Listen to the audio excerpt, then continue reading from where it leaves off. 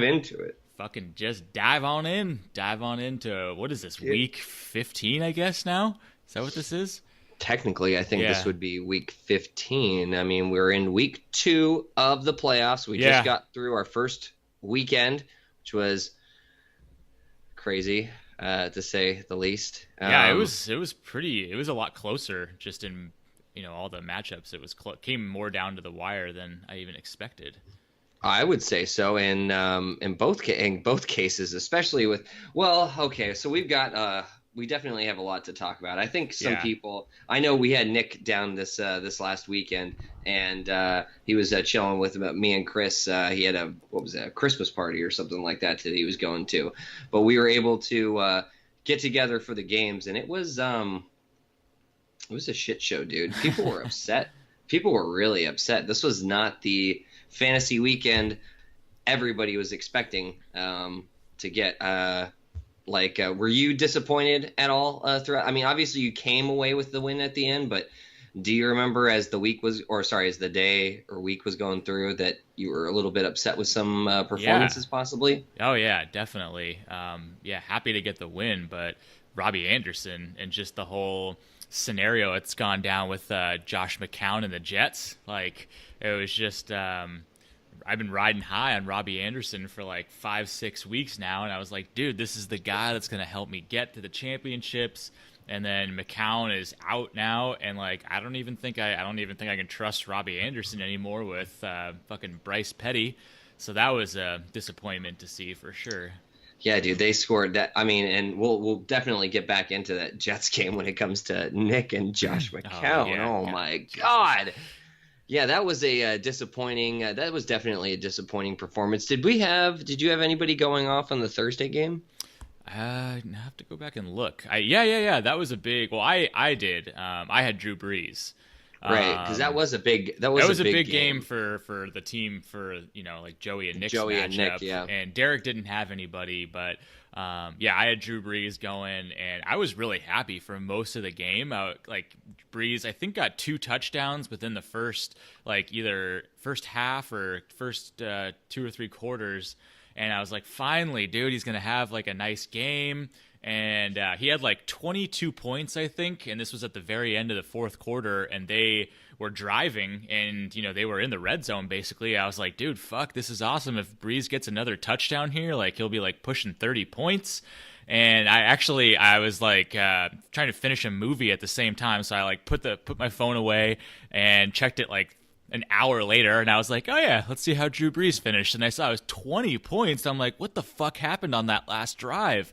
And all he did was throw an interception to lose Oh the my. game. And I was like, that dude, that didn't even cross my mind that was a possible scenario that he would actually end up losing points on the last drive. I was totally expecting to see like 28, 29 points, and then I saw 20, and I was like, that's disappointing. But I mean, 20's the way Breeze's season has been, like 20 is you're feeling pretty decent. It's acceptable. It's acceptable. And I would say besides Robbie Anderson, um, other than I guess maybe P Ryan, and well, I don't know. I didn't really. I watched some of that Chargers game. That was in the afternoon. It just looked like the Chargers were walking over That's Washington. pretty much what was going on. They were just whomping the Redskins, and then P Ryan left for like a few drives because he had like some stomach thing going on, but then he came back again. But yeah, I mean it was a tough matchup for him and game That was flow. a big game for you, actually. That Washington game. Like you needed points from that, and thankfully your Chargers came through. Dude, yeah, my Chargers have been the guys that are holding it down these last like 5 weeks or so. Carlos Um, Hyde has been a nice acquisition. That's been Yeah, I mean, he turned out nicely. I think that's the biggest week that he's had for me since I made yeah, that trade. Yeah, it a is a touchdown. Yeah, there touchdown, we and go. yeah, things are looking pretty decent there with Garoppolo as the quarterback. They're a lot more competitive, obviously, and Hmm. it's weird though. I don't think Hyde got any receptions this last week, which is kind of strange. I remember watching the game. I was like, dude, why do they never fucking throw to Hyde? But I mean, still got 13 points, so not kidding. And Golden Tate actually came away with the biggest out of everybody else besides Drew, the 18-point touchdown. Yeah. I know, and I remember on our last week's podcast, that was the guy where I was like, I don't know, like, you know, I picked up Kenny Stills just in case Matt Stafford, you know, wasn't gonna play, but yeah, glad I didn't fuck around with that. Oh, no kidding, that was the right move. You would have been if you had Stills, dude. Oh man, you would have been in bad shape. I think you would have only had. It would have been, I would have been shitting my pants going into Monday. That's for sure. I would have thought I was DOA. Before the Monday night game started, and thankfully Derek's Tom Brady and Julius Thomas, his Monday night guys, did not do well at all. So no, they didn't, and he had Crowder going in that Washington game too, who didn't do anything.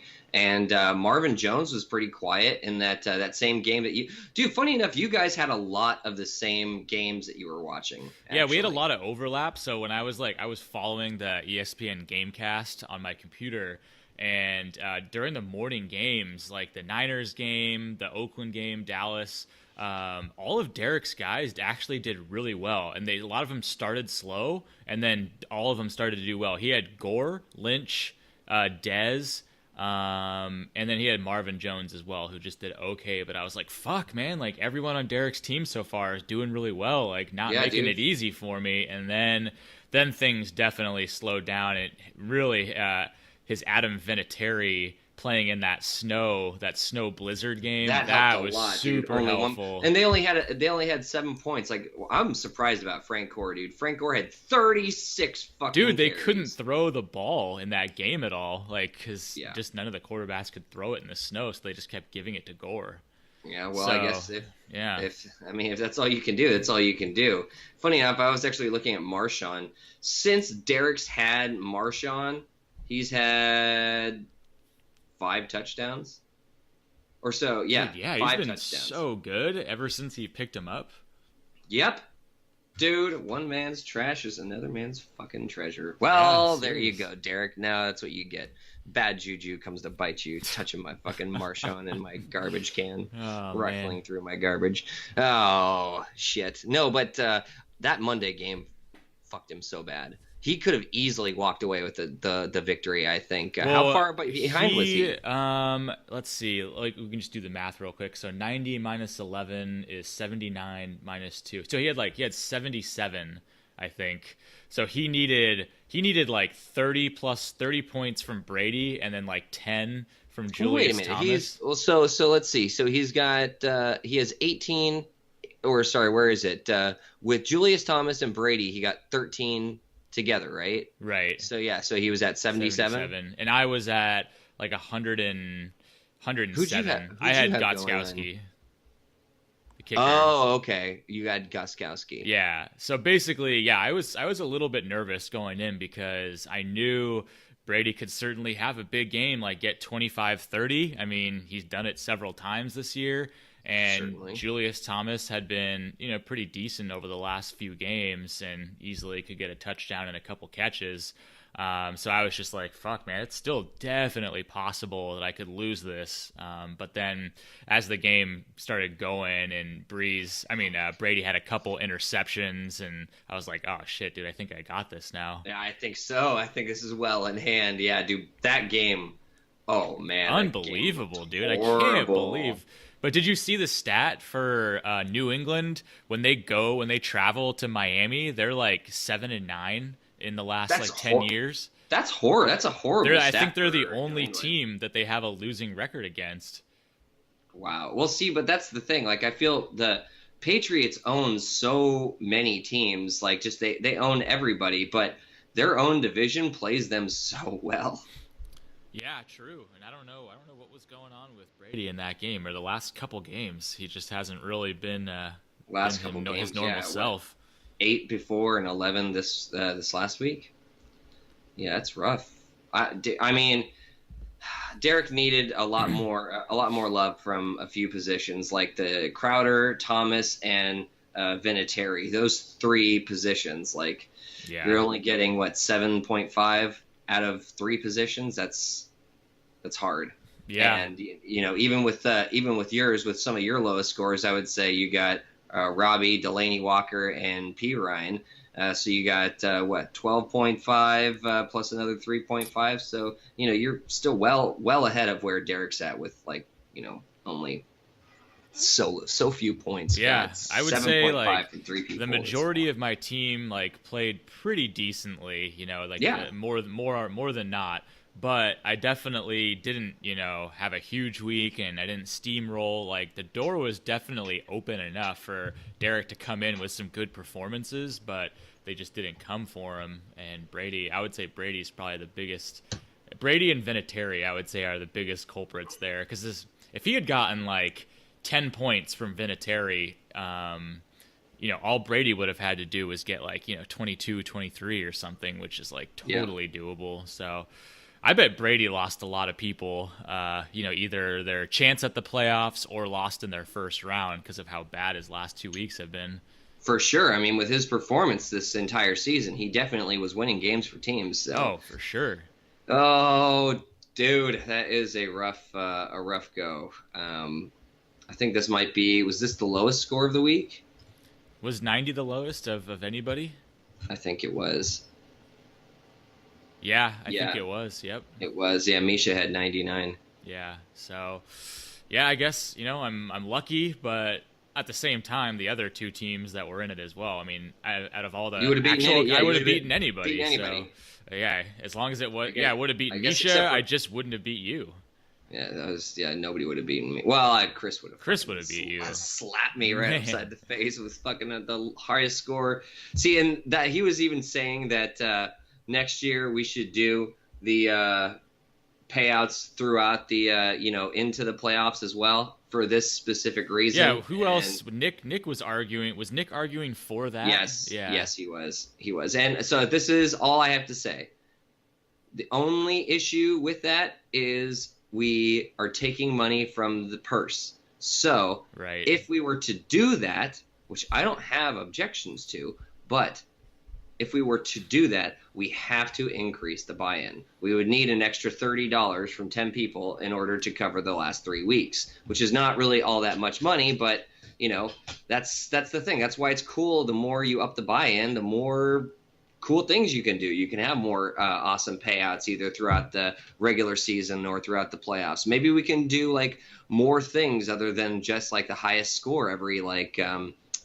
Maybe it could be something, some more incentives. You get, team with the most points, like me, would get to win some sort of payout. That would be nice, since I didn't win anything this year so far.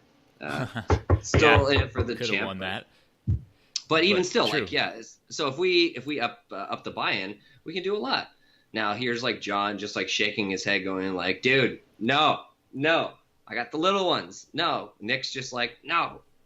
Well, I don't know. Is Nick wants to do all this stuff, but he's not okay to put more money in? I don't know. That's a good question. I can't really remember what all the conversations were towards the beginning of the season. Where are you, Sean? Would you be willing to put more money in? Yeah, I'm definitely into just whatever, if it's increasing another $5 or $10 to make make it way more interesting, I'm all for it. I mean, obviously, me and you, we put a lot into this since we even take, a couple hours out of our week to do the podcast. So I'm definitely so unappreciated.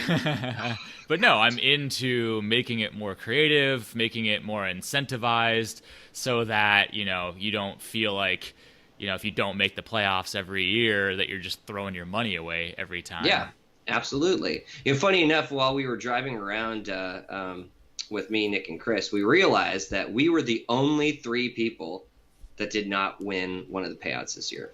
Yeah, misery loves company. You guys just happened to coincidentally be in the same car at the same time. That's me with funny. Me with the 2 vocal bastards that said they wanted payouts after the playout or after the regular season in the first place. And here's Chris with 177. Dude, I would have fucking won this week. Why didn't you fucking keep it?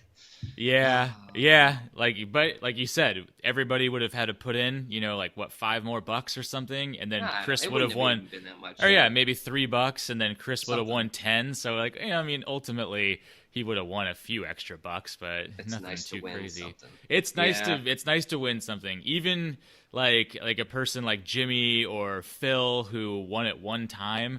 I mean, that one time basically takes away the extra money that we put in this year. So it's almost like you didn't even put in any extra money this year. And you got the feeling of, being recognized as that winner of the week, which, I think holds a little bit of weight.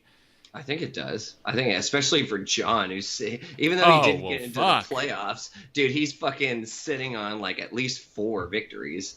4 victories. So, I mean, dude, he had a very cheap buy-in to the league, and he got a lot of recognition throughout the year too. Yeah, he got one of the dark horse positions. And I saw how that worked out.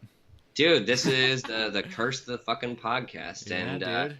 I don't know. I guess we can move on to the other matchup. Talk about a curse. Jeez, dude. I don't know what to say, and I think we all know where this is going. Nick's luck with the quarterback position this year was incredibly brutal. It was like the fantasy gods were laughing at him. They were toying with him, and they were laughing at him. So did we all are on the same understanding that if Nick didn't start a quarterback, he would have won? Yeah, because he had -3 from McCown, and if you add 3 to his total, he would have beat Joey by 0.5 points. So he could have just not started a quarterback, and he'd be moving on to week 2 of the playoffs. What kind of shit is that? That's fucking nuts, man. I mean, obviously you would never not start a quarterback, but it's just wild to think that you would win by half a point. Anybody. You could have started a fucking guy Aaron Rodgers. Yeah, he could have started Aaron Rodgers. He could have just he could have fucking picked up Deshaun Watson and put him in his quarterback slot. Anybody. You could have put anybody, and just like the one pick you choose takes you out of the fucking semis. That's crazy, man. And it's just like, I feel for Nick, because we all heard it in one of the podcasts that he was on, where he was telling us about his whole strategy this year was he drafted high to get a quarterback because he didn't want to go through the Russian roulette.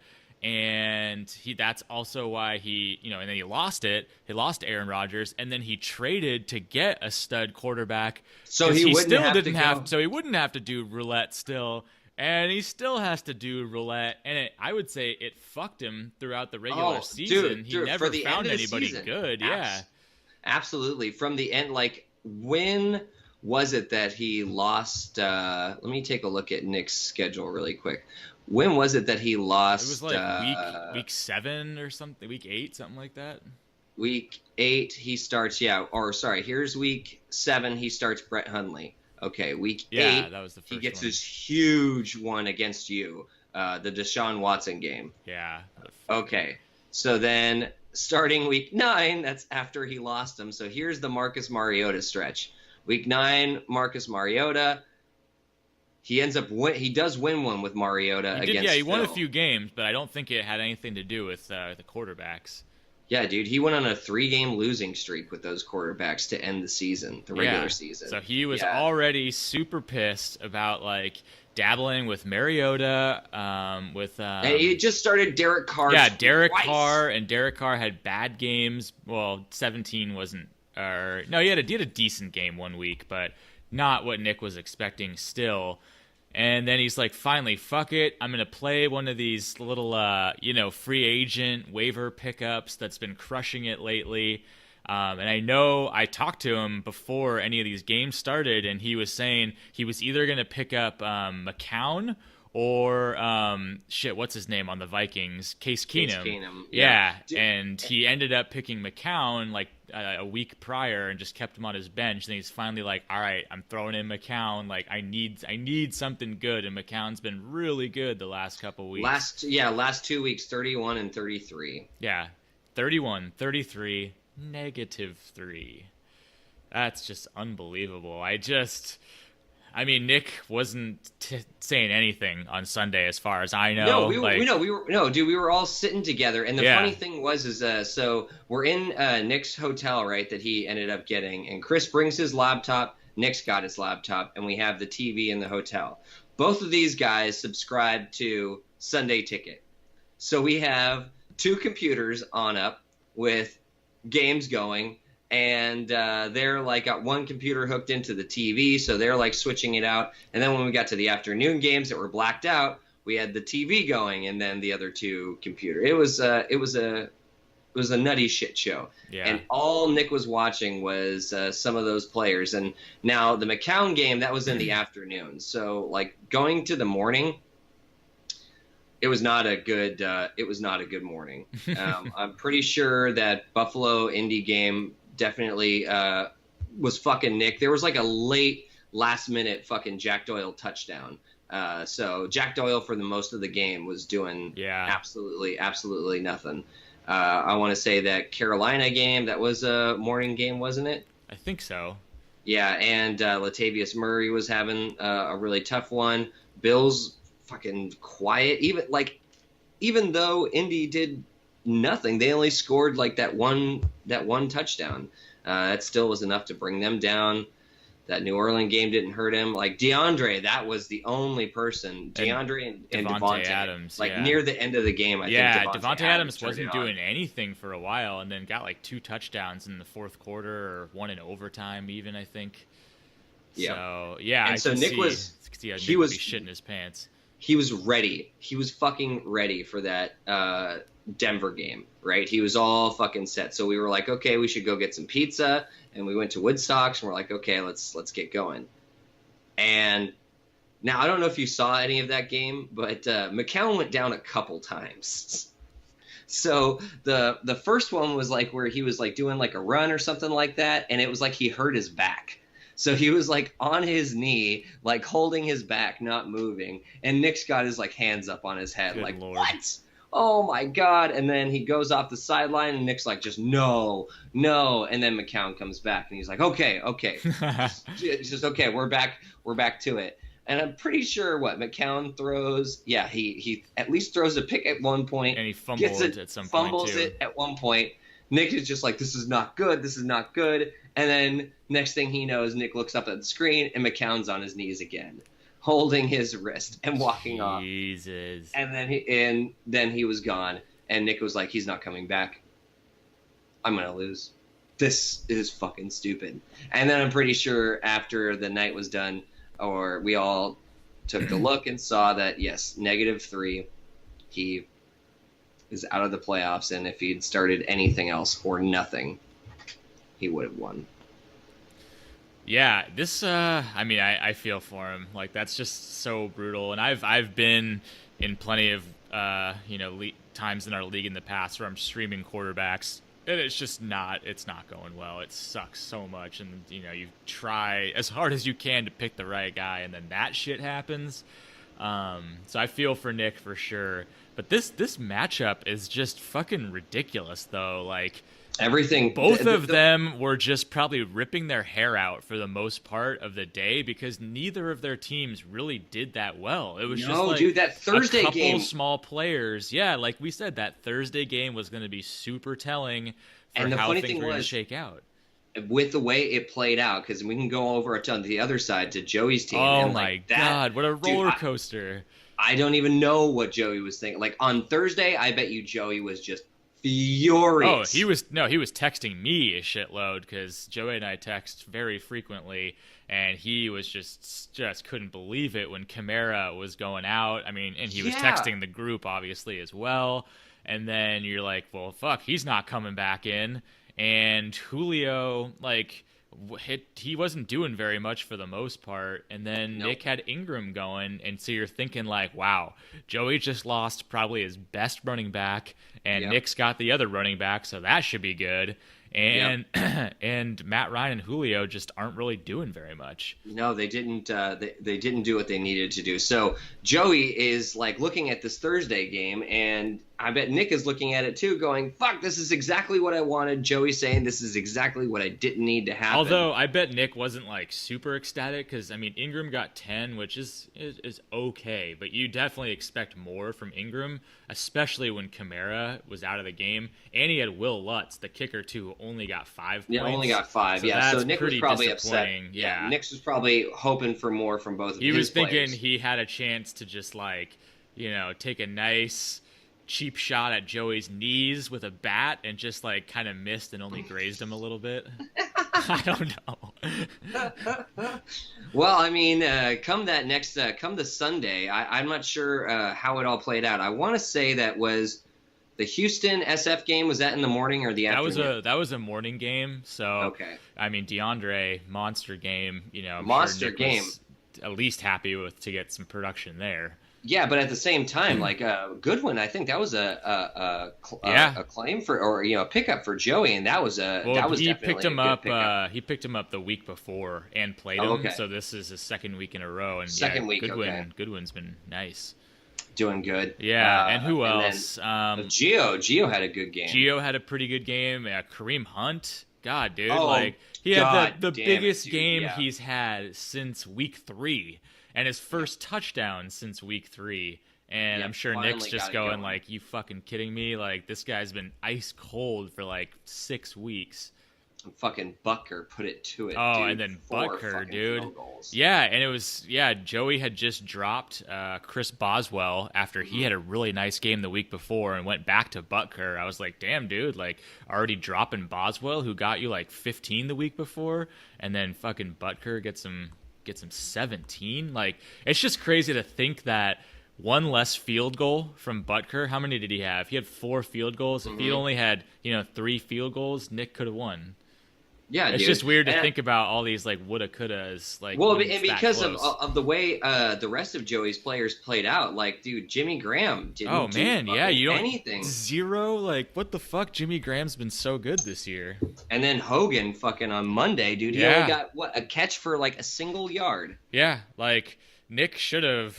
I mean, in any normal circumstance of having a quarterback that gets you positive points, like, he should have just blown the doors off this matchup, because Joey easily could have blown it with that 0 and a 0.5 and losing Kamara. Like, dude, that is a recipe to just have right your there, season ended. Between 3 people, 3 really productive people, you've got 4 points. 4 fucking points, and your quarterback gets you 8. Like, you're not supposed to win in the playoffs with that kind of a scenario going on. What do you think Joey does? Do you think he plays Matt? I mean, how do you not play Matt Ryan again? But I don't even know. That's a tough one. I'm not sure. We'll have to look ahead, but I don't even know. Does he have Matt Ryan going this week too? Yeah, he does. At least at this point. I mean, he has a really good matchup too against Tampa Bay. Yeah, against Tampa Bay. Last time they played Tampa Bay, though, he only got a touchdown. It's kind of hard because when you have Julio as well, because obviously you're going to play Julio. So let's say Julio has a big game, you're going to assume that Matt Ryan's probably going to have a good game too. At least a good game. And it would suck to have a couple touchdowns sitting on your bench right there if Julio does go off. Dude, I mean, this talk about a crazy first like set of playoff games. This definitely was. I don't think what a lot of people expected. No, I feel your team out of all the teams performed the closest. I feel like to normal. Well, and I think that's. I don't know if you had said it last week or maybe the week before, but you were talking about my team and you were just saying like it doesn't have the highest ceiling, but it's like it's the consistency. It's got a solid floor. Yeah, and that's exactly what happened. Like enough people did pretty well. No one really did no one dropped a 0 or anything like that. Right. So yeah, kind of lived up to the way my team's been for a lot of the season. Dude, everybody else was just like fucking all over the place. I felt like I had the least amount of heart attacks out of anybody this last weekend. Yeah, dude, it was and I had my fair share of heart attacks. Yeah, dude. I mean, let's talk about that too, because you're sitting on a bye. You're thinking you should be pretty safe. You don't have much to worry about. And that Eagles game was a good game. They were fucking kicking ass. Yeah, they were kicking ass, dude. Fucking Wentz still, what did he put up? 33, 34 points? Yeah, still 4 touchdowns. I think he was the highest scorer of anybody through the whole week. Yeah. And so let me ask you this. If anybody was to go down on your team, like before, like let's say Wentz is still there, who would be the most valuable person on your team where if they went down, you would just be, the most angry? That's a good question. I would say it probably is Wentz, but let me take a look at my team. All right. I mean, Gurley could be a big Gurley one because he's the number one running back. He is probably if it's not Wentz, it's Gurley. Yeah. That's fair. That's I would say those two have been the most valuable, and I have a lot of other players that have just been consistently solid, not necessarily the best at their position, but have been putting up a lot. But at the same time, like Gurley has been there for me when I needed him to. Week in, week out. Week in, week out. Yeah, AJ has been so up and down, but I feel that's totally what AJ is. He is like. He's your home run hitter. Exactly. Thielen, I don't think there's enough that I can say about. Yeah, he's been his floor is so low. It's crazy. Yeah, it's I'm sorry, his floor is so high. Well, I mean, you think like so his low games 4.5, 5.5, and 6.5, 6.5. I mean, and a lot of those were in the beginning of the season. Most of those were in the beginning of the season. He's had one game since that was like that 7, and that was last week. And that's not even. I mean, that's not gonna destroy your week. Obviously, you want more, but 7 is still like, all right, like, okay, at least I got something. Yeah, Larry Fitz has been really, really great for most of the season. He's had some up and down games, but he's been there. Like it's been. Losing Wentz. So let's talk about that because I mean it does suck to harp on such awful things, but I did the same thing with Nick when we were talking about Deshaun Watson. Walk me through what were you doing when you were watching you were obviously watching the Eagles game. Did you get to see it? Yeah, we were watching it, and the funny thing is. You saw him. What was it? He ran into the he was running into the end zone or something like that for like an extra, like a 2-point conversion or something, and he got like just sandwiched. I can't remember what the actual play was, but I didn't even see it. It was like him getting sandwiched, but he ended up like finishing out and playing like a few more plays. I think he threw a touchdown with a torn ACL. Like he was. God damn it, he was looking good. Yeah, that's common from what I've heard is when you tear your ACL, like you have so much adrenaline going, you can play through it. Like Phillip Rivers played a playoff game with a torn ACL. With like no leg. I remember watching that against the Titans. Like that was when Albert Hainsworth was like a fucking monster player, and Phillip was like hobbling on one leg.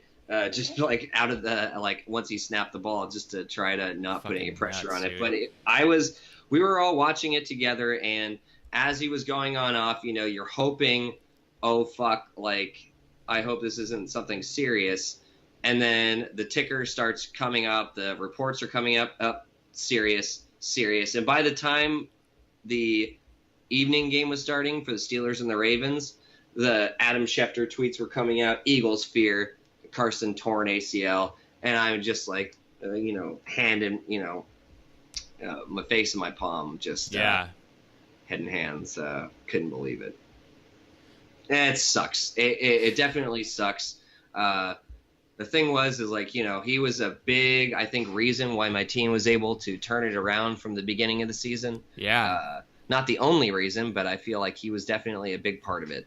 Because you were streaming quarterbacks for at the beginning of the season. Who was your quarterback of week 1? Like, did you have Andy Dalton? Okay, so what got me negative? Yeah, 5 or 6. He threw like 5 interceptions or something like that. It was I was so fucking pissed. That was against Joey, and I'm pretty sure I still have the lowest output of the season. Yeah, what was it, like 60 something or 55 or 69.5. Yeah, so Andy threw 4 interceptions and had a fumble. Oh yeah, I forgot to tell you that you owe the league $10 for that output. Just by the way, Oh, I do. you get Okay. it's the reverse of That's the reverse. winning Yeah. the week. So if you get the highest, so Chris should get the since he got the 177, he should get the highest score of the year. And then we also have you need to pay the league. Yeah, extra you money. owe Chris $10. Yeah, exactly. Um, But okay, so I had, if I remember, I had Andy Dalton first, and that lasted 1 week. After that, I was you just kept him on your bench for a while. Didn't you? I did. Did you play him another week though, and he actually did okay? No. Oh, No. Remember, I drafted Andrew Luck, Yeah, that's right. thinking that Andrew Luck was possibly going to come back. Yep. So I ended up picking up Carson Palmer, Oh, right. and I had Carson Palmer for a couple weeks. So let's see. So week 2, that was Carson Palmer. Then we get into week 3, and that was my first win. And that was actually when I also picked up and played Wentz. So I did play Wentz. I picked him up and I dropped him. Yeah. I picked him up because I was playing against Derek, thinking that, oh, okay, this is going to play out okay, and I'll be able to maybe pick up some of those points. But that was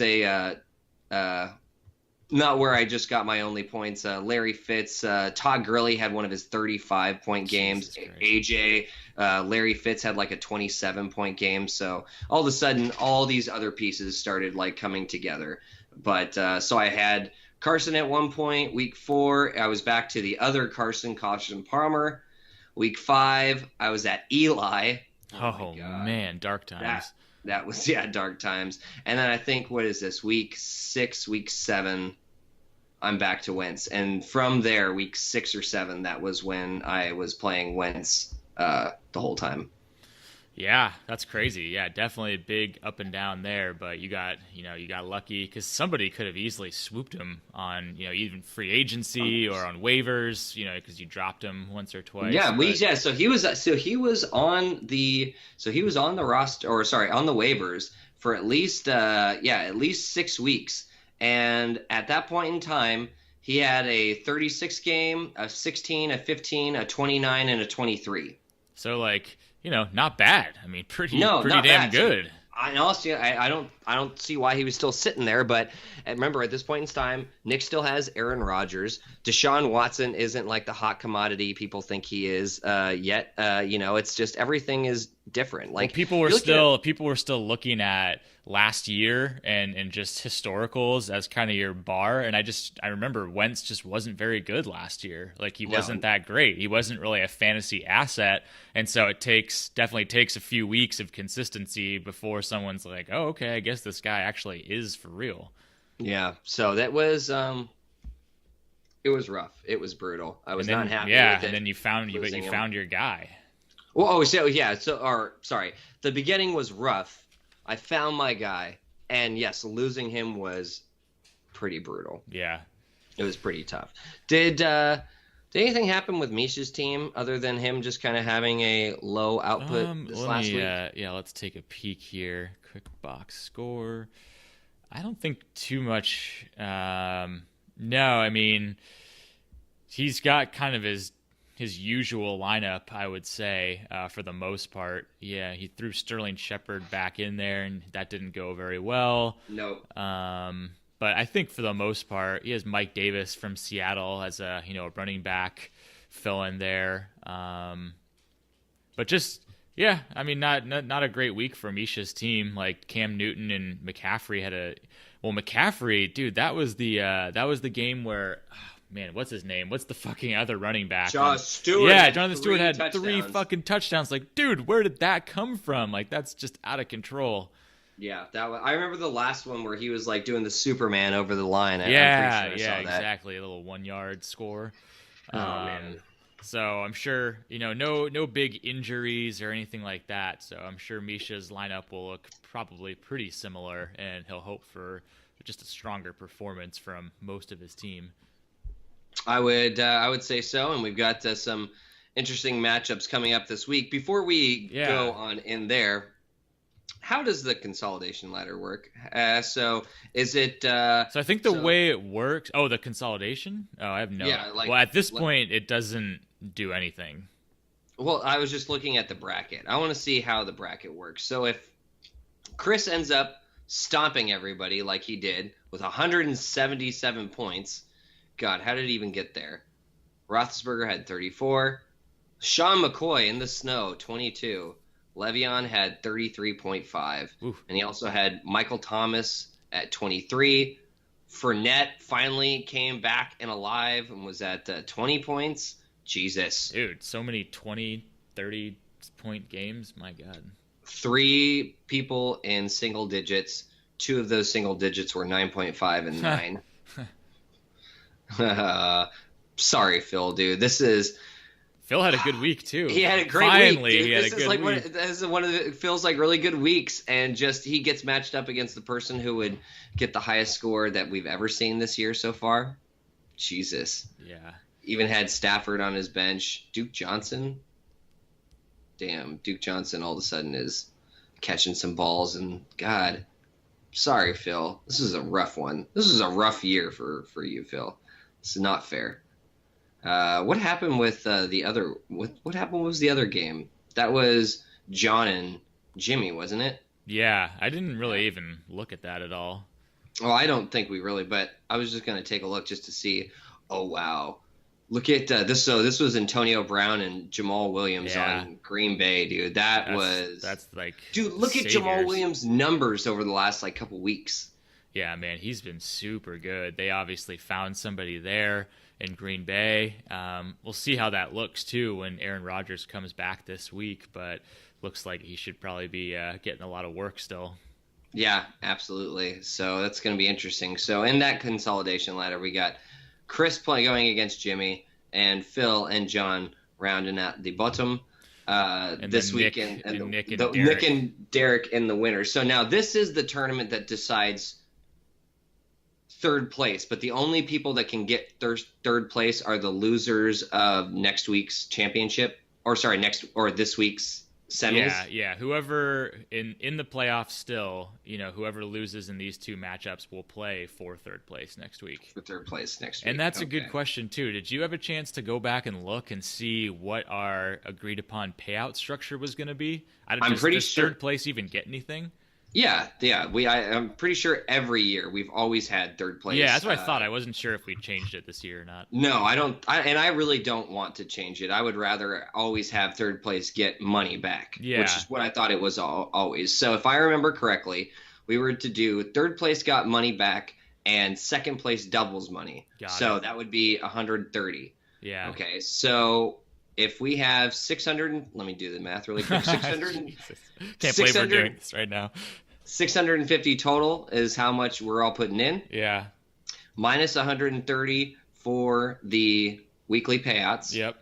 13 weeks at $10. Minus the 65 for the third place. Mhm. Minus 130 for second place. We're left with 325, which Okay. I believe is 5 times 65. Yep, 5 times the amount. Oh, okay. Yeah, So- that sounds so- about right. 325 is the overall purse, and 130 would be second place. Nice. So there we go. And so that's why it would be cool to up the buy-in, because then we can make the purses more attractive, and we can also still have money left over to do cool different things like Yeah. the weekly payouts or something else like that. Yeah. If there's one thing that I'm into, it's attractive purses. I'm all about Love the me a attractive purses, nice looking purse. especially when it's got dollar bills falling out of it. Oh God, yeah. I'll wear that strut around town. I could just see Sean just strutting around town with all of these purses. Check out my fantasy purse. Jesus. Well, so we got about these matchups, something I thought is pretty interesting here. So if we're trying to put any stories behind this, make these matchups even a little bit more enticing for those that are involved. For example, our matchup first of all, fucking podcast The championships podcast, or yes, semifinals, podcast semifinals. Well, I feel we have had so far since we've really been getting this podcast going, we've had a little bit of a history of running into each other in the postseason these last couple of years. Last year, it was all the way in the big game, and now this year it's going to be in the semifinals. So I think you were saying on the phone, it's pretty cool. One of us is going to be able to get into the championship this year, which is already pretty exciting. But, and it's cool that we have a rematch of last year's championships. That is cool in the semis this year. That's pretty cool. That is, and then I would also say would you say there's any story between Misha and Joey? So there is. It was 2 years ago. If you think back to the semifinals, it was Joey versus the Buzzsaw. Oh, and God. this became the big stat correction when Misha thought he was going to the finals, and the week had already started. The championship week had already started, and then ESPN makes the stat correction and thrusts Joey into the championship and takes Misha out of it. Which is why Joey has 4 championships, 3 legit and 1 with an asterisk. So I wouldn't say there's bad blood in this. Don't know. I want to say there is. It sounds a lot more interesting if there's a little bit of that taste left in the mouth where Misha's like, I'm coming for payback, bitch. You took me out of the fucking finals 2 years ago. I'm coming for you. I would say so. Like that certainly makes it pretty interesting. Well, why don't we take a look at that this bloodbath matchup, fucking Battle of the Bastards. Well, even though neither of them are bastards, but it's cool. Never mind. Those who watch the Game of Thrones, they know what I'm talking about. Oh, okay. Well, that's why I have no idea what you're talking about. It doesn't include me. I know. Oh, okay. It doesn't include me. Well, let's talk about theirs first, and then we'll save ours for the end. Sure. So I'm going into the preview section. So let's take a look and see. So right now it's saying that Misha is projected slightly ahead of Joey. Yeah, just by a couple points. And I'm looking, again, Misha's always the guy that will tinker a little bit with his lineup, more closer towards the weekend. But right now, it looks like he tinkered a little bit. He threw Cooper Kupp into his lineup. He took out Sterling because Cooper Kupp had a nice week last week and has been pretty decent over the last few weeks. That's true. Yeah, well, I think that's probably because of what's his name, Robert Woods has been out. Yeah, it looks like he may be back in this week though. Ooh, so we'll see. This is gonna be interesting, dude. DeMarco Murray not even starting for Joey. I think had enough of DeMarco. Wow. Yeah, look at the last 4 weeks. I mean, and Amari Cooper is sitting on his. DeMarco Murray, if not for one touchdown 3 weeks ago, he'd be in single digits every week for the last 4 weeks. That's fucking terrible. Well, except for he's got week 10. That's what I'm saying. If you take that one touchdown out of there, week 10. No, I was just saying the last 4 weeks. Last 4 weeks. Oh yes, okay. Yeah. So he's been bad. He's been bad. So Joey's had enough. And then what were you saying also? Oh, Amari. Didn't he trade for Amari? Yeah, but wasn't that was a double trade because he got Matt Ryan as well, and I think Matt Ryan was the main piece of the Joey side of that trade. I think Amari was just kind of like throw in something extra with some upside. I don't think he's too disappointed. I doubt he had like super high hopes for Amari. Well, I mean, I don't know. I think everybody had high hopes for Amari coming into the season. I don't think anybody expected... but when Joey got him in, let's see, what week was that? Probably during that nasty stretch, because he had him on his bench when he scored the 40 I wish it points. would say what week it is instead of the date, but October 12th. So probably around like week 6 or something like that. So basically, Amari had one good game. And I just the way it had been going, I just doubt that Joey was thinking, oh, Amari is going to come and save my team. Because he had been shit except for week 1. Who was his quarterback before Matt Ryan? Was it Alex Smith? Yes, it was Alex Smith. Dude, so. God damn it. Those Chiefs, they fucking killed me that first week. Yeah. Oh, man. Well, Dude, this is gonna be interesting. I mean, I want to Misha's got a see. lot of Sorry. interesting pieces that I'm not sure how to grade exactly. I want to The tight see if they have matchups that like cross over each other. Where they got people on either the same team or in the same game, their and matchups are kind of I'm all not over the seeing place. too much actually. Yeah, So Joey has got matchups all throughout the week. So he's got Thursday with the Broncos D. He's got got that Saturday with Yeah, Kareem he's got the Hunt. Saturday Chiefs stuff, and then a whole bunch of games on Sunday, and then also Matt Ryan and Julio on Yeah, Monday. so Joey's gonna have to be sweating it out for multiple days to really know how his team's gonna fare out.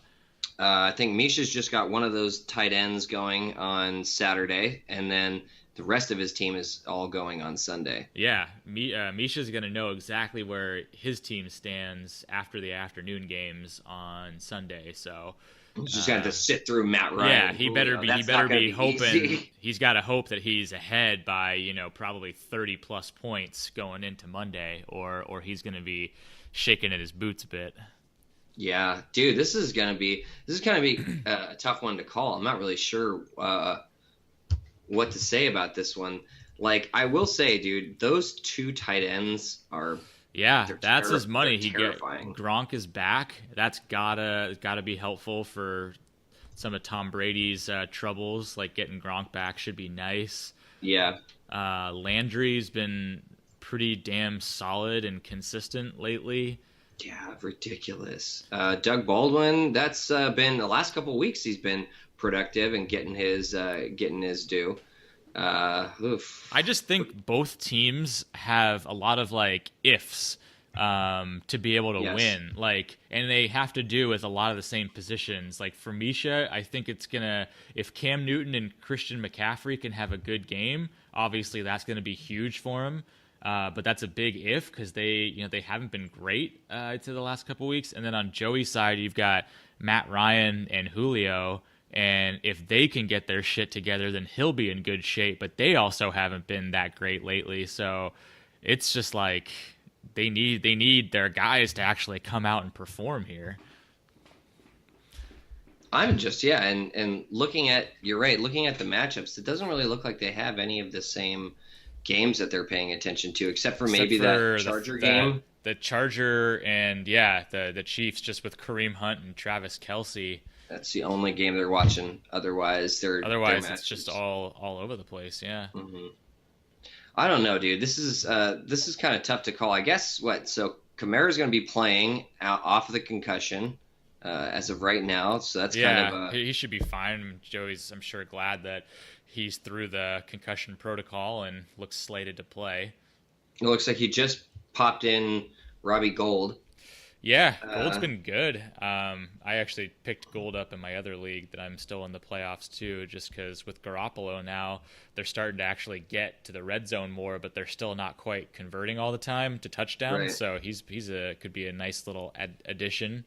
And I don't know, Jake Elliott may be downgraded, without Wentz there, but I mean the Eagles still have so many good pieces to their team, and they're really Yeah, they good. do. So maybe he has even more field goals now because maybe they won't get as many touchdowns. That's a good question. I'm not really sure how. I think everybody is a wait and see on the Eagles because they feel like it wasn't just Carson Wentz. Like that team is good. Yeah, I'd Like say their defense up is and good. down. Yeah, they're good. Yeah. So I mean, it's going to be. You're right. I think that's a wait and see kind of a thing. I'm not sure about Mike Davis either. I don't know what's going to be happening with him. They're going up against the Rams, and the Rams are well. They're very, very friendly to the run. Yeah, So, Jesus Christ.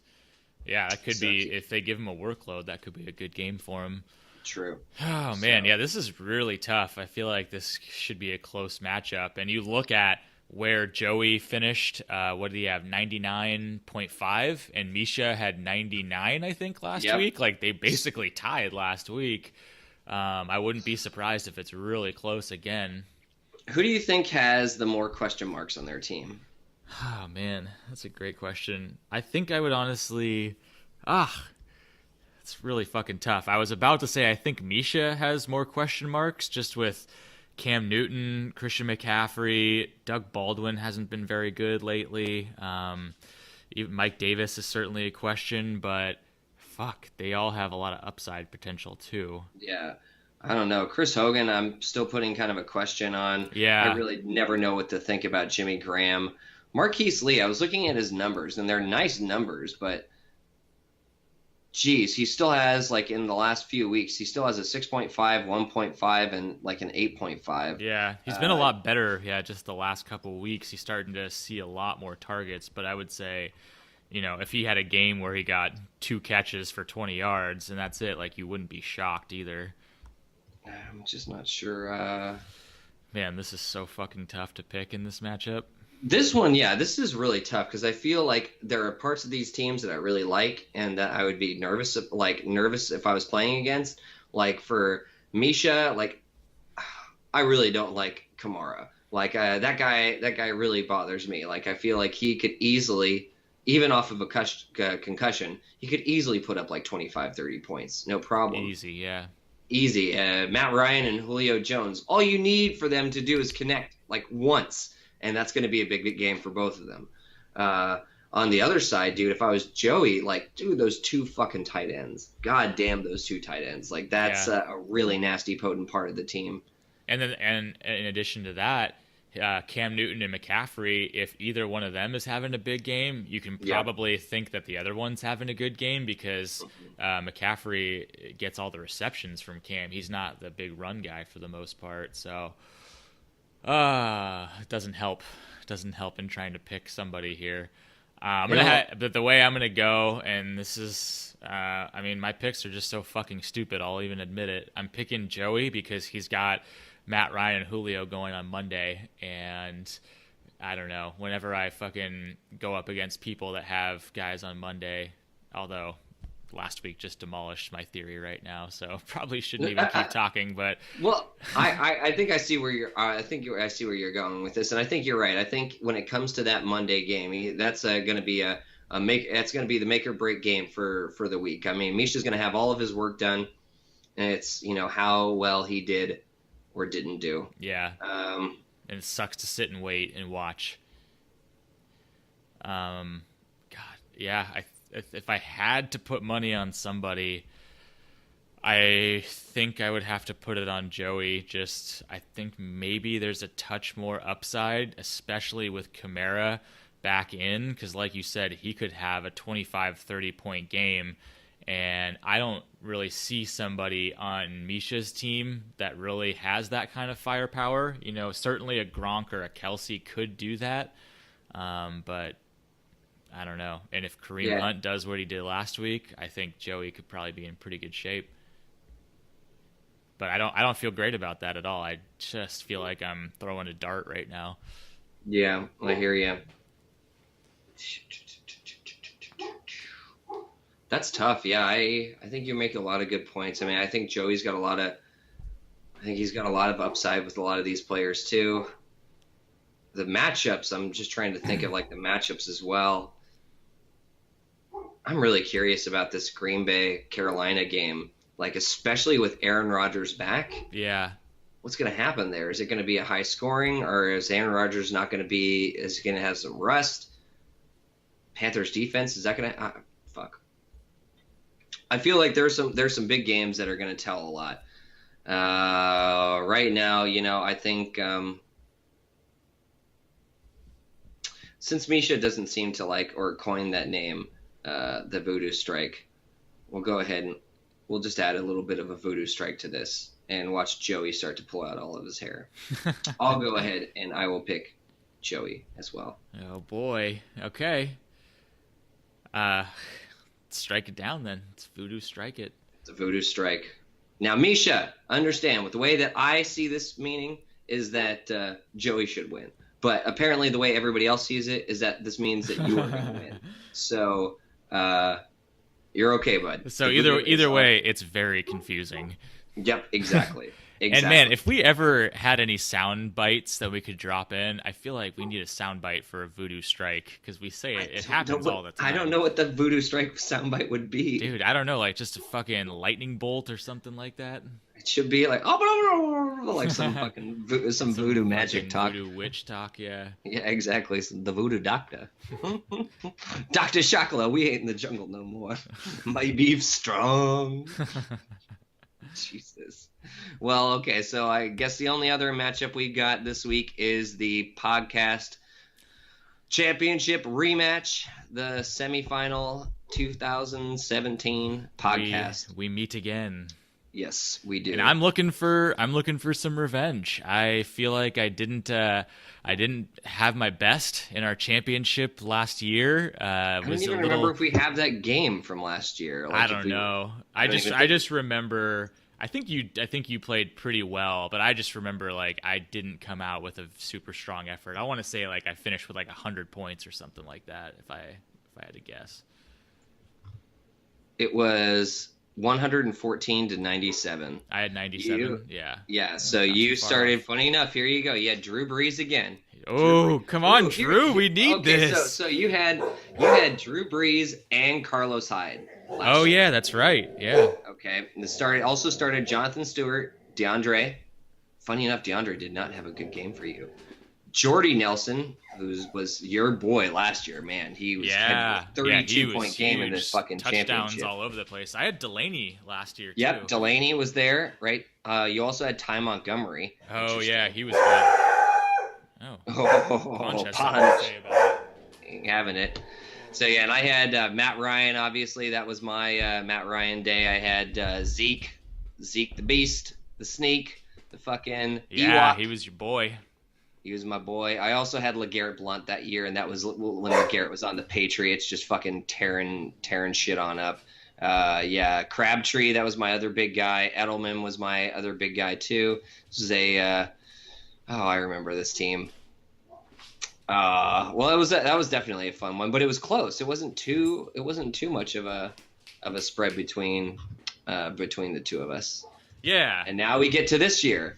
Funny enough, you've got Drew again. I would say you definitely have some very potent pieces to your team, no doubt about it.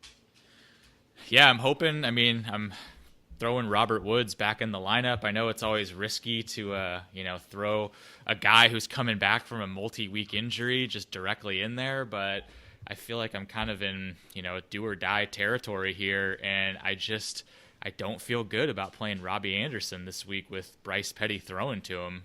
Right. I think there's just. I mean, I read some like articles about they did have a connection last year, Petty and Anderson, but it feels too risky. Yeah, I can understand that. Like I think, and when we're talking about everything being on the line, you want to put your best lineup. On in whatever that's going to be, and I would say you definitely have some pieces that, no question, they're going to stay. They've been doing it for you, and they've got to do it. God, dude, that Saturday game is going to be huge. Yeah, definitely will need some help from the Chargers coming in here. I mean, they've been my saviors, but yeah, I don't know. KC and the Chargers, I feel like they always have tight, brutal matchups. Dude, so KC has been playing the Chargers like for the last. Funny enough, I always said that the Broncos were my most hated team, but I really should have been more realistic. That the Chiefs were the ones that I was always afraid to play every year because they just last 4 or 5 years they've just ever since Andy Reid's come on in, they have owned the Chargers. Like every single time. I don't know if they had played. Did they already play this year? Yeah, they did. They played in week 3. Melvin Gordon had a decent little game with the touchdown. Keenan had 8.5, but he was just a little more quiet that time of the year. So it just makes me think that I think they should be okay. They should be okay. They've been playing a lot well, and it's the fucking division. It's a big game, for both these teams. So they're gonna really need to get this on. And in all honesty, I'm just more my fan for the San Diego fan in me and the fantasy football fan in me. Chargers, just do what you always do. Just do what you always do, and I know everything will be right in the world. So, Yeah, that's all I can wish. no. I know exactly what you mean by them choking when they actually need it the most. Yep, dude. The LA chokers, they'll start to be known as. It'll be so much nicer. But dude, you've got pieces that I'm worried about. I'm worried about that game because that could go either way. I'm worried about fucking Breeze against the Jets. That should be an easy one. It's just always a question of it's at home for Breeze, so that should be really easy. Which is nice. But I just keep hoping that they don't have an easy time running the ball and Breeze doesn't have to throw it very much. And I just doubt that the Jets are going to keep it very competitive. So if all of a sudden it's the second quarter and New Orleans is up a couple scores already, and then Breeze doesn't even have to throw it anymore. So could be worried about that. But I am happy that it is in the dome at least. Yeah, that's a good point. Do we have any real overlap here as far as our matchups are concerned? I don't think in actual games. That Seattle game is going to be kind of big because we both got. You got Woods, I've got Gurley and Zerline going. Yeah, that's true. There's a lot going on there. Let's see. No, you don't have anybody in the Minnesota game. Right now, I'm not starting Fitz. He may end up going in over Funchess, but I haven't made my decision about that yet. Yeah. Whether or not Drake, I really want to keep on in because I feel like Drake has been. Did you see any of that game on Monday? Did you see that? I watched that. Yeah, I watched that game on Monday, and I mean, he was just going off, and then so was just Miami as a team. Like that whole team, I don't know what they did, leading up to that Monday night game, but they were so fucking hyped up. Like it was dude. Everybody was fucking playing out of their minds. Yeah, dude, the defense was just kicking ass. Like they were doing good. Jay Cutler was being his greedy fucking self, and I swear, what's his name could have had Kent and Drake could have had such a better game if they had given them any of those opportunities on first and second and goal. Yeah. Every single time they're on the goal line, first down, Jay Cutler just fucking throws it. That's good old Cutler. Yeah, exactly. I don't know. Yeah, I'm feeling pretty confident about the lineup that I have set, but I might do a little bit of tweaking. I mean, is there any possibility that you would do tweaking? I don't see too many that you would pop on in. Probably not. I mean, I'd say just the guy that I'm the least excited about is Samaje Perine. Just because he's had some opportunities the last couple weeks and hasn't done much with them. But I think he has a good matchup, and I think they're going to keep feeding him the ball. So there's enough there that I think he's probably my best flex option, and I just don't have anybody on my bench, and there's nobody on waivers that would be better fit in my opinion. So I think I'm pretty set on my lineup here. Gotcha. Yeah. I do like Saint D this weekend though. Yeah, no, you took that from me. I was trying to pick. Oh yeah, Joey was trying to get it too, and I figured I was like, this. It's so obvious how highly of a touted defense they're going to be this week with the matchup. But I looked at the priorities and I was like, sweet, I have a better priority than Misha, or was it Misha? Or it was basically it was everybody that's still in the playoffs, and I was like, all right, except for me, but I knew you needed to get a quarterback. There was no choice. I was there's no way he's gonna fucking risk, taking that because he's probably gonna want to get that filled in. Yeah, and I think, I forget who else is there. Oh yeah, I forgot you have Nick Foles too. What's up with that? It's just I guess it's a last one. It's because I've watched the team the whole year, so I know they're pretty fucking decent. Nick Foles is definitely a drop-off from Carson Wentz. Yeah. But remember, a couple of years ago, this is the same guy that threw fucking seven touchdowns. Yeah. Right. So is this more of a speculative ad for next week, assuming you'll always have, either of us will have something to play for next week, but if he has a really good week this week, would you just be like, all right, I think I'm throwing him in now? I could, depending on how Case Keenum does, but I mean, obviously we have to get through this week. But yeah. I would say it's a both. It's both for next week, but it's also for this week as well, because I can make the switch. Nick Foles is projected higher. He's going against the Giants, who are the worst against the pass. Yeah. They are at the very bottom 32nd. And Case Keenum, like even though Cincy is not that great of a team, against the fucking QB, they're like ranked 11th. So it's not the easiest matchup per se. And Case Keenum, I feel is he's been pretty solid, but at the same time, it's very possible that he can have like a lower scoring game. He had like that stretch near the beginning of the season where it was like 8, 13, 14, and 5. Like I feel that's realistic too. I guess it all just depends on what kind of game it is. So I think it's either going to be a last minute swap, and it's like, hey, the Eagles took me so far, I'm going to go down with the ship, whatever, and see how Nick Foles does. But I think that's more of the risky. That would be the risky play. The risk, the high risk, high reward play. If I really wanted to take it, Case Keenum is the safe play. So we'll see. Definitely makes sense. We'll see how it plays out. I don't know. God, I can't believe it. We're both, both 7-6. Jesus, it was an up and down season. I feel for both of us. Yeah, I know. I was pretty pissed when you eked me out by 15 points or so to get that bye week. But here we are. We pretty much ended up in the same place. That's true. Yeah, you got through that bye week, no problem. Or sorry, you got through that first week. First week in the playoffs, no problem. Yeah, exactly. So, I'm definitely nervous, man. I remember coming into after Monday night's game, and I was like, all right, I officially beat Derek. I'm going on. And I wasn't exactly sure how it worked as far as like the seeds and the brackets were going to be concerned. I wasn't sure if I was going to be playing you or Misha. But admittedly, I was really hoping that I would get to play Misha this week. Your team has just been firing hard. I mean, you were the top scoring person in our league. You scored 140 points last week. I think it was 150. Oh, 100.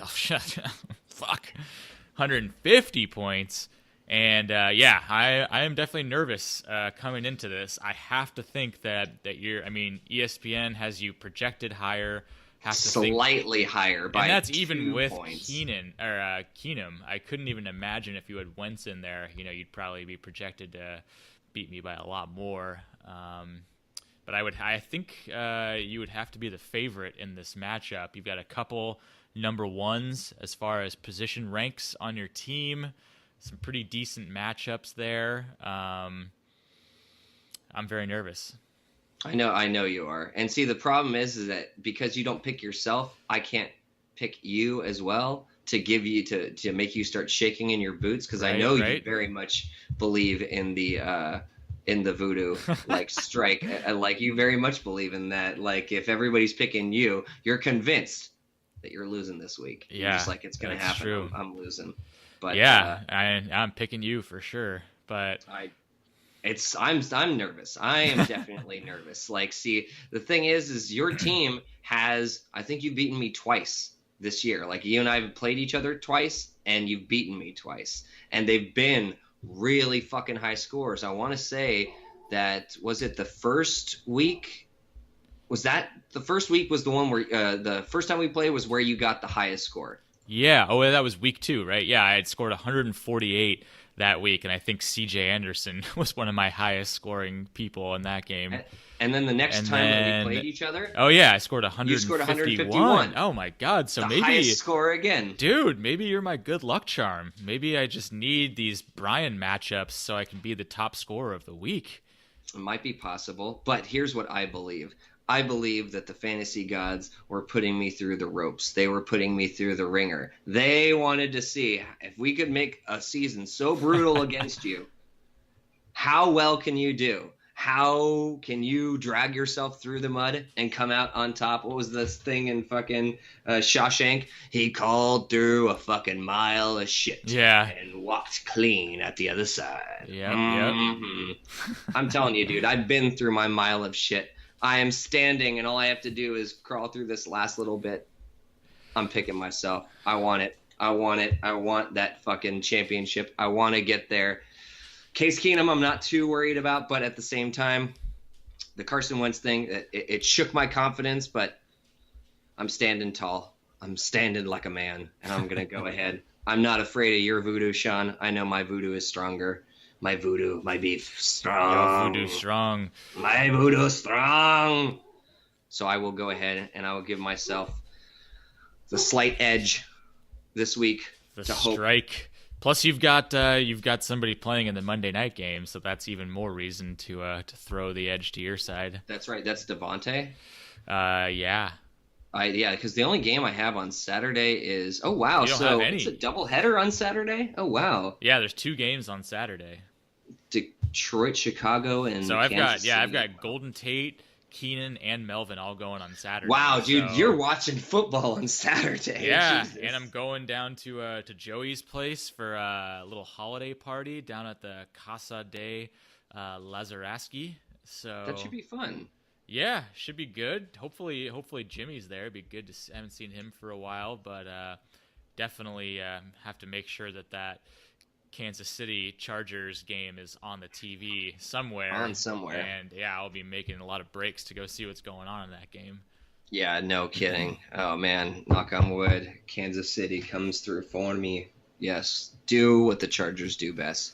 Yeah, and you've got almost Almost seven, everybody on 7 Sunday. out of 10 going on Sunday. at 1 p.m. Yeah, no, it's 10 a.m. all the morning games. So all the you're morning games. Are you're gonna get up in time on Sunday? Oh yeah, Yeah. absolutely. Even people that I would possibly plug in, most of them are all going. Like, okay, Burkhead would be the only one that's in the afternoon, Sunday afternoon. And then I've also got Gurley going in the afternoon as well. Those two. Yes. So Sunday is going to be a very telling day for how I am, and I hope I will have a good idea of what the work that I need to do coming into Sunday. True. Yeah, because Saturday will certainly be telling as far as how you're feeling about what you need. So, yeah, it's gonna be fun. I'm glad to be in it still at this point. And I think I'm running it. I have to get through the strongest team. The team that we voted as the strongest a few weeks ago.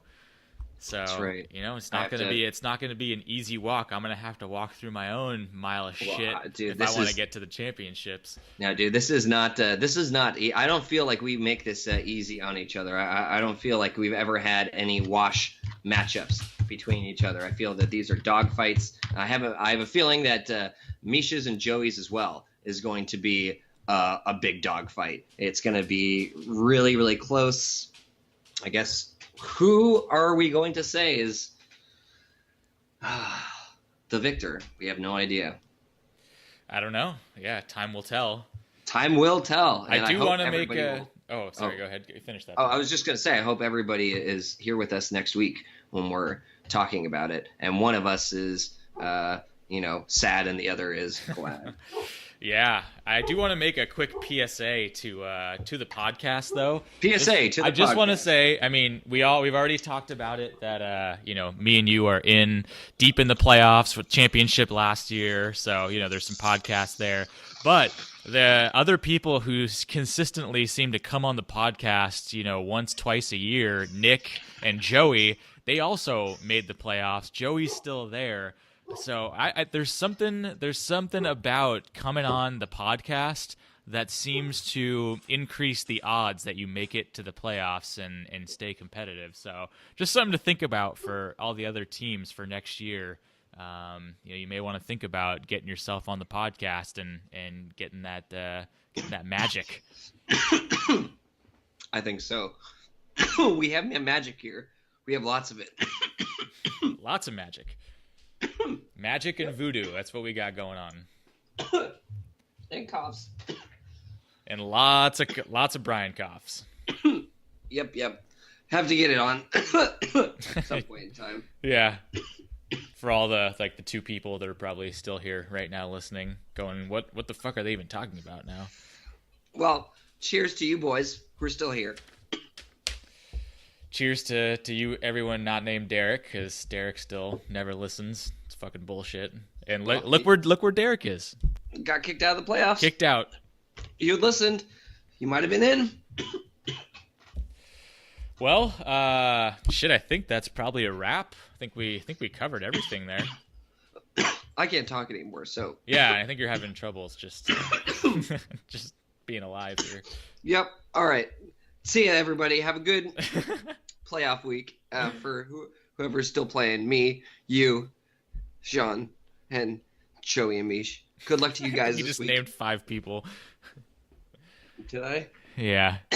Wait a minute. I said You said me, you, Sean. You. And then you said my name right after that. Well, yeah, you, Sean. Oh, okay. You, Sean. I gotcha.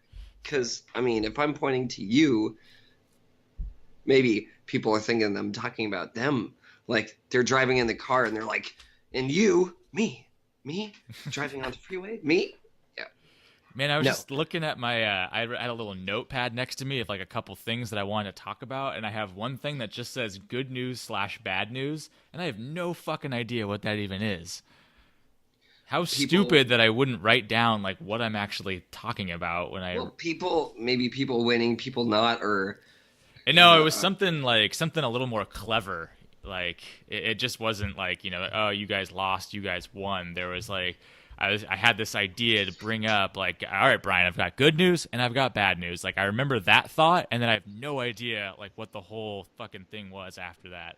That sounds like it would have been really cool. What the fuck, Yeah, Sean? dude. God damn it. See, I am doing good things. I'm writing notes down as I think about them, and then, of course, I can't remember You're not completing what the fuck your I'm thought, talking about.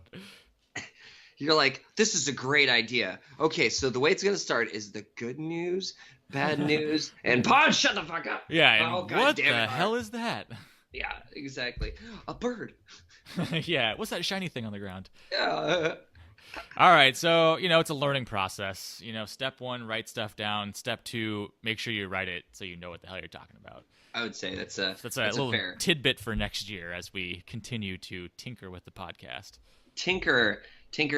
Oh man, tinker. I have never mind. We're not gonna get into it.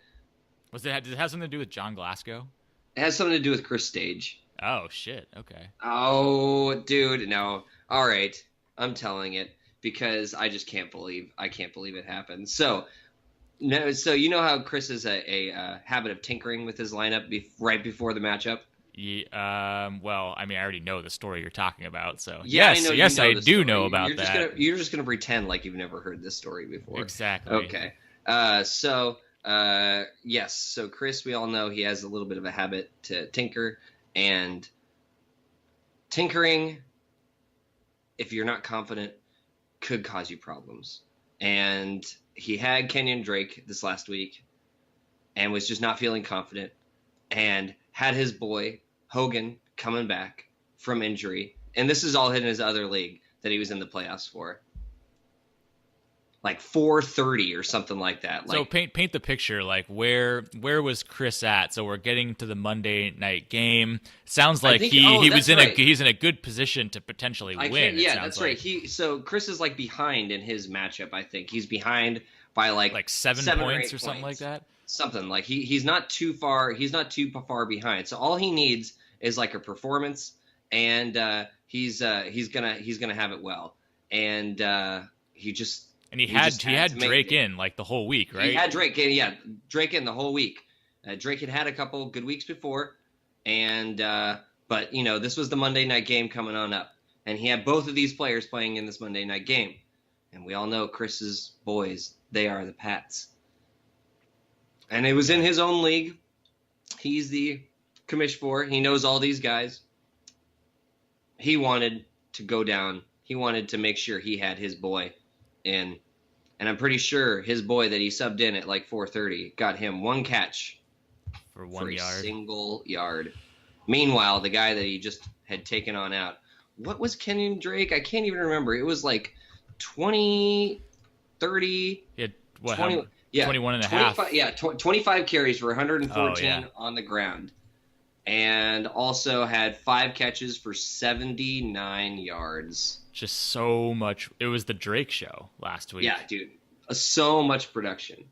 And I did talk to Chris, and Chris obviously was pretty upset.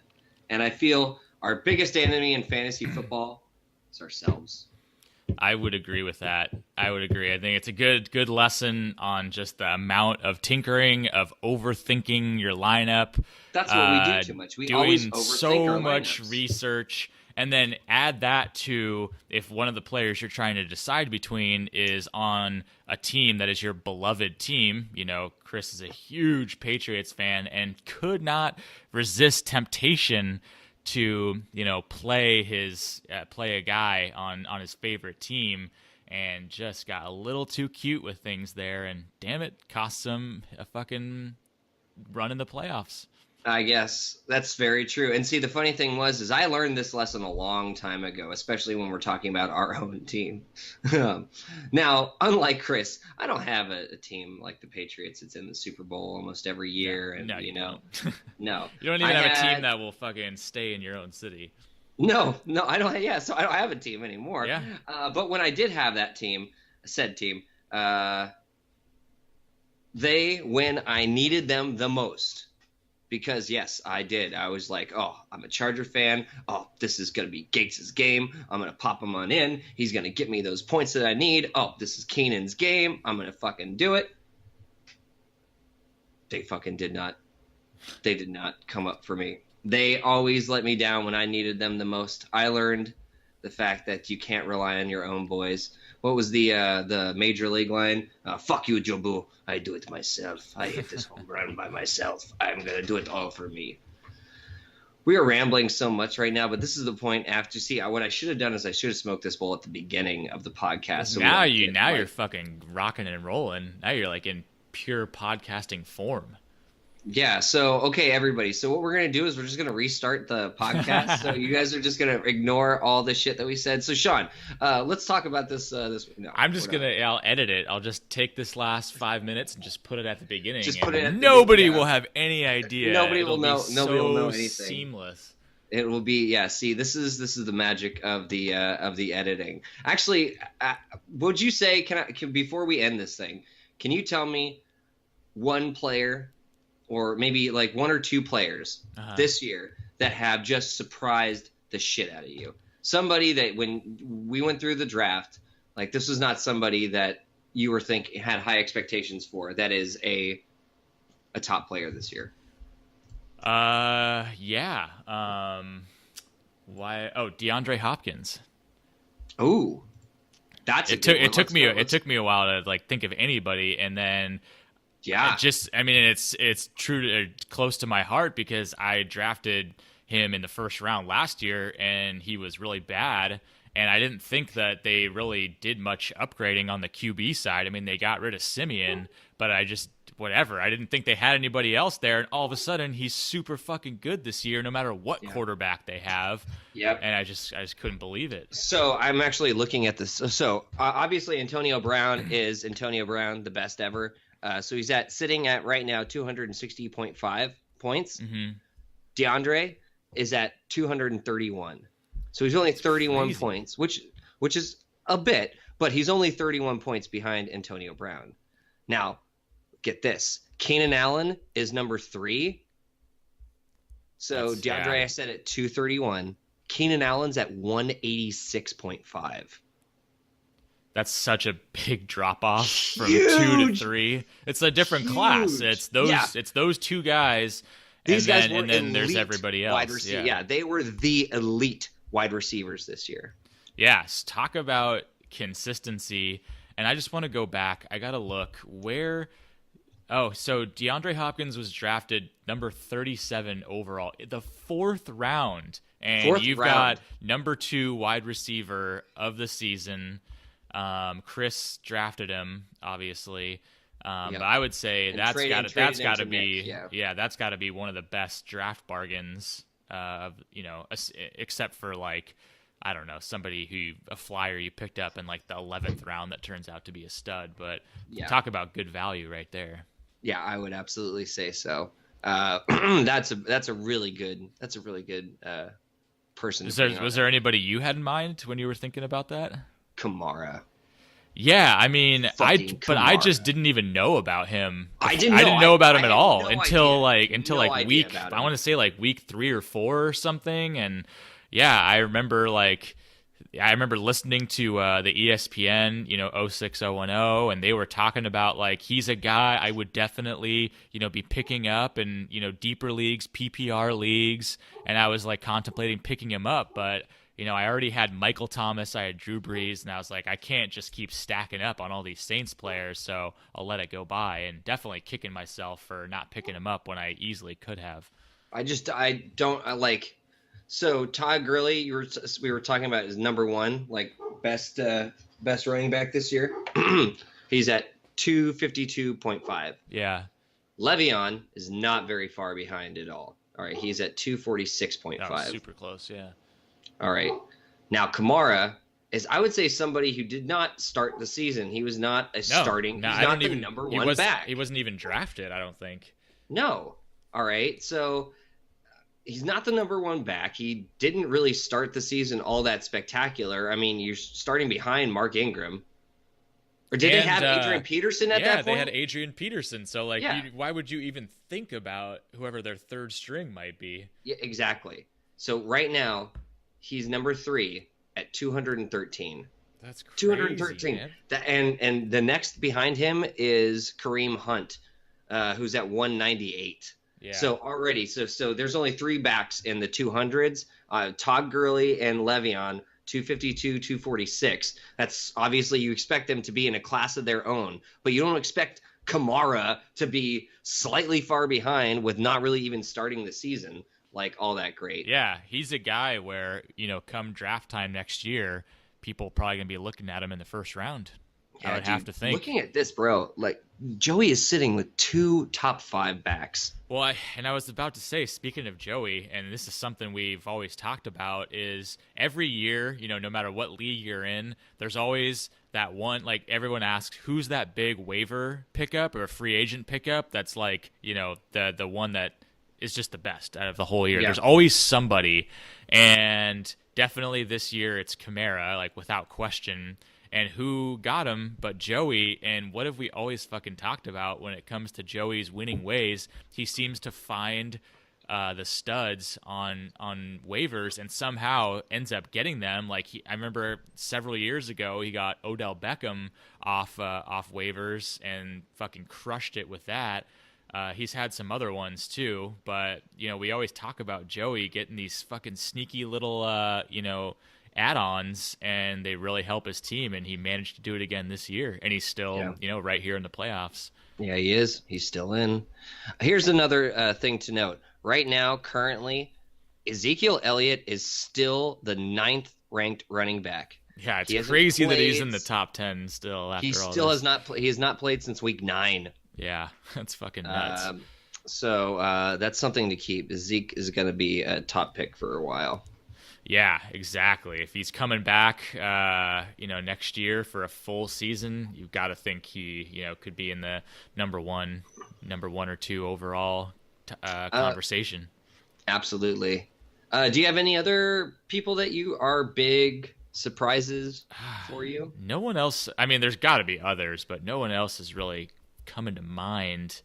Oh, I would have said, except for, maybe like 4 or 5 weeks later in the season, Alex Smith was a huge surprise this year. Yeah. How well, he's the number 4 quarterback. Like, definitely didn't predict that. And I actually want to see where he was just a free agent added by Jimmy back in October. So where do you see all that shit? So if you just click on any player's name, and it automatically shows you their overview section, and those tabs at the top go to transactions, and it'll show you, if they've been traded, picked up, drafted, any time they've been moved around. And you look at their charts and stuff like that.